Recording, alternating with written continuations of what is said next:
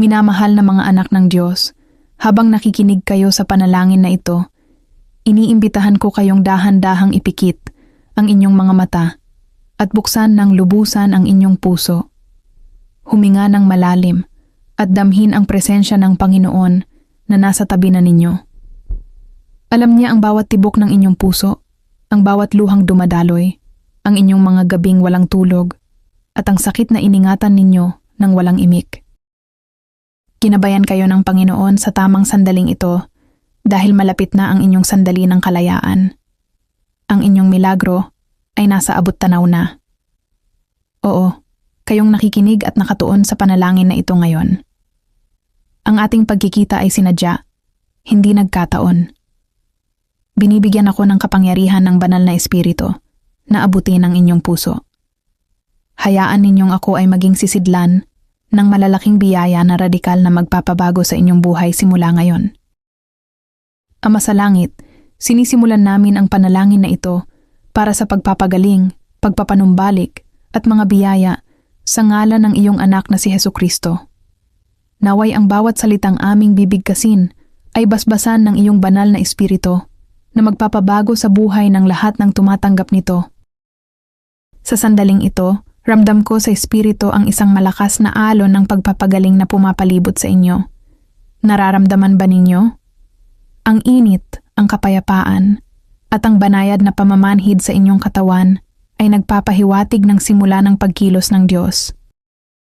Ipinapahayag ko na ang lahat ng negatibidad na nagpapahirap sa inyong buhay ay ngayon nagkakawatak-watak.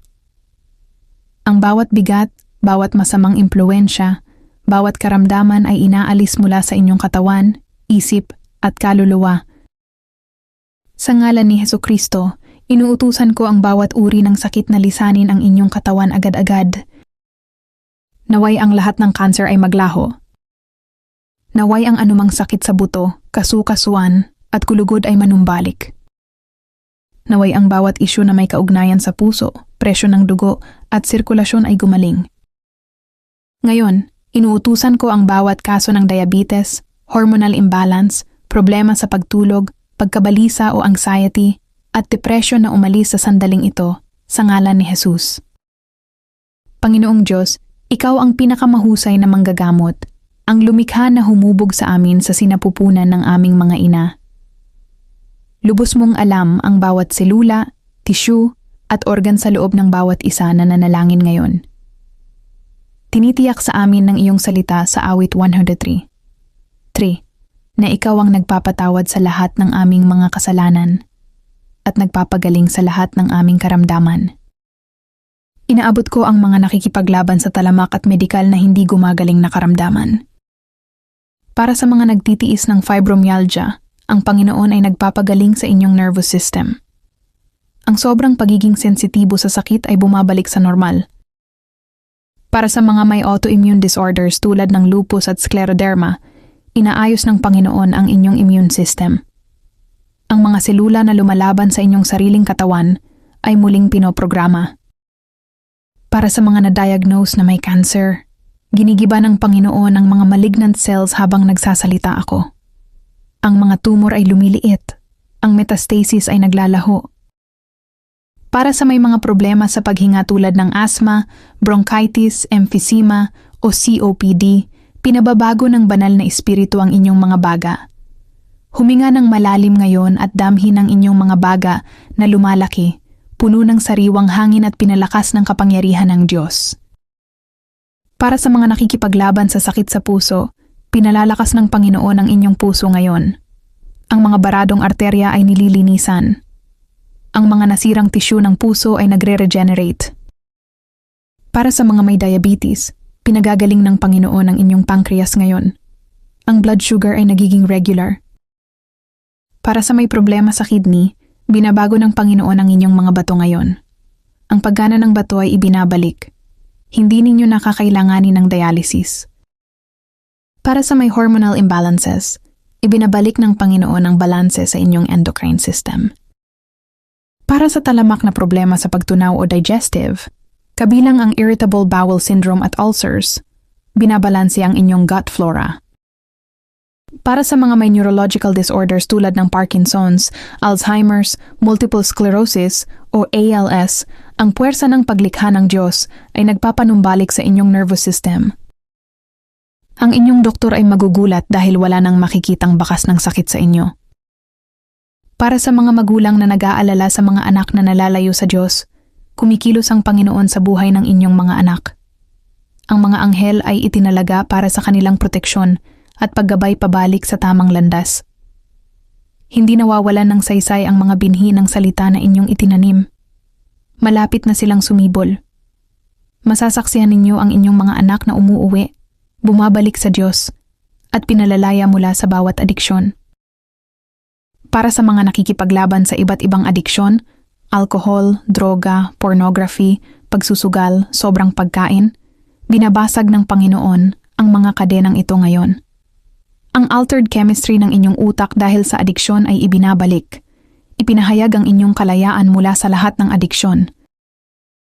Para sa mga nakikipaglaban sa takot o fear, pagkabalisa o anxiety, at nakakagambalang pag-iisip, inaalis ng Panginoon ang espiritu ng takot mula sa inyong buhay. Ang takot ay pinapalitan ng pananampalataya, ang pagkabalisa ng kapayapaan, ang pag-aalala ng pagtitiwala. Panginoong Diyos, Ikaw ang kataas-taasang manggagamot, ang lumikha ng lahat. Walang anumang lampas sa iyong kakayahan.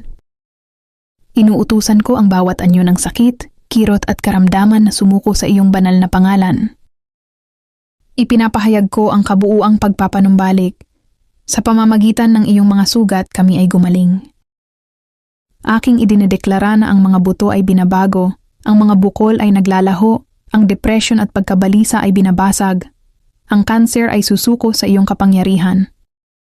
Ang bawat sistema ng katawan, tulad ng nerbiyos, sirkulasyon, digestive, at iba pa ay ipinapanumbalik sa nilayon na paggana alinsunod sa iyong banal na plano.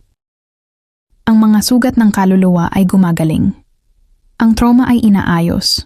Ang adiksyon ay binabasag. Ang compulsive cravings ay pinapalitan ng pagpipigil sa sarili.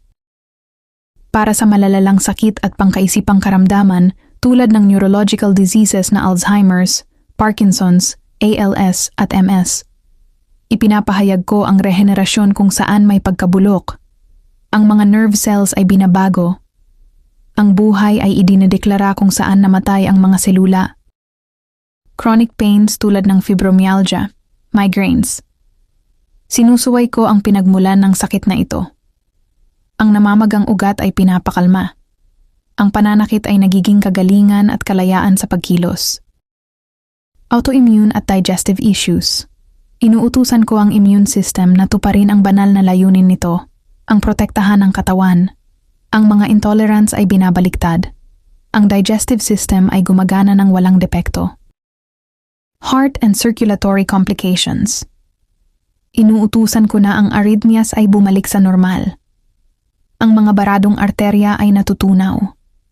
Ang puso ay lumalakas, at ang takot sa kamatayan ay napapalitan ng katiyakan ng mahabang buhay. Respiratory issues tulad ng asthma, COPD. Ang mga baga ay lumalawak ng lubusan. Ang divine breath na nagbigay buhay kay Adan ay nagpapanumbalik sa bawat napinsalang sistema ng paghinga. Mental disorders tulad ng depression, anxiety, schizophrenia.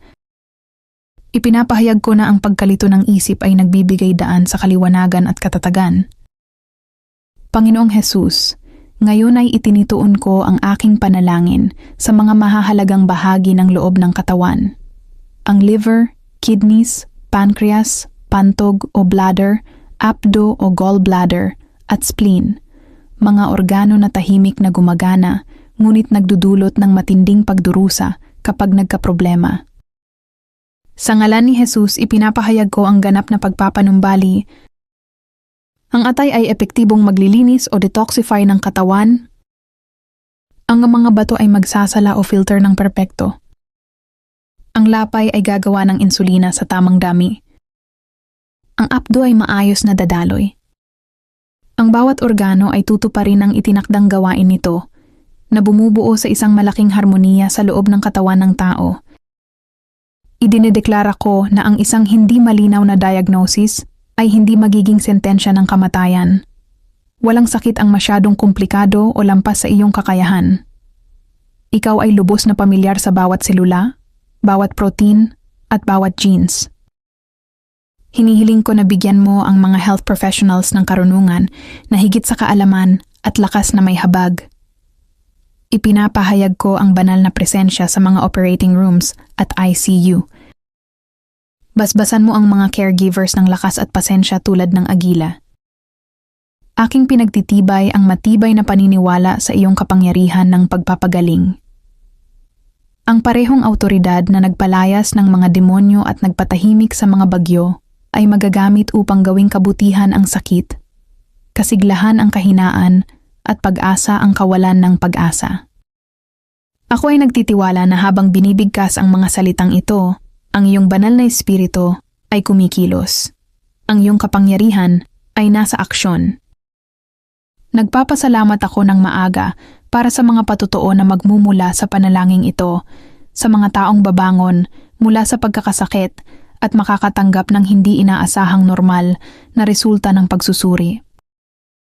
Mga minamahal na kapatid na naglakbay kasama ang panalangin ito, nais kong malaman ninyo, ang inyong milagro ay kumikilos na. Kung nakadama kayo ng anumang pisikal na pagpapakita, init, pangingilig, kapayapaan, o kaginhawaan, ito ang kapangyarihan ng Diyos na gumagana sa inyo ngayon. Huwag kayong magduda. Ang pananampalataya ay ang katiyakan sa mga bagay na inaasahan at ang katibayan ng mga bagay na hindi nakikita. Ang panalangin ito ay isang sisidlan ng mga biyaya na ginagamit ng Diyos, ang susi sa lahat ng inyong inaasahan, kalusugan, kayamanan, pag-ibig, at sigla. Kung kayo ay biniyayaan, ibahagi ang video na ito sa kahit 3 tao na agarang nangangailangan ng milagro. Pindutin ang like at mag-subscribe upang marating ang mas marami pang nangangailangan. Ibahagi ang inyong mga kahilingan sa panalangin at patotoo sa ibaba. Naway patuloy na ibuhos ng Panginoon ang kanyang pagpapagaling at himala sa inyo at sa inyong pamilya. Sa kapayapaan ng Panginoong Hesus, hanggang sa susunod nating makapangyarihang panalangin.